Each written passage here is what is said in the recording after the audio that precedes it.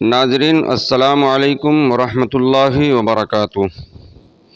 نبی اکرم صلی اللہ علیہ وسلم نے ارشاد فرمایا، ایسے لنگڑے جانور کی قربانی نہ کی جائے جس کا لنگڑا پن واضح ہو، نہ ایسے اندھے جانور کی جس کا اندھا پن واضح ہو، نہ ایسے بیمار جانور کی جس کی بیماری واضح ہو، اور نہ ایسے لاغر و کمزور جانور کی قربانی کی جائے جس کی ہڈی میں گودا نہ ہو، بلکہ صحت مند اور تندرست جانور کی قربانی کی جائے جس میں کسی بھی طرح کا کوئی عیب نہ ہو۔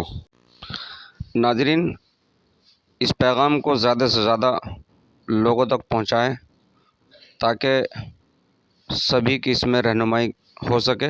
یہ اللہ کے رسول صلی اللہ علیہ وسلم کی حدیث ہے، اور حدیث کا پہنچانا یہ ہم سب کی ذمہ داری ہے۔ السلام علیکم ورحمۃ اللہ وبرکاتہ۔ آپ سے گزارش ہے، کرپیا ہمارے چینل کو سبسکرائب کریں، بیل کو دبانا نہ بھولیں، اور لائک کریں، کمنٹ کریں۔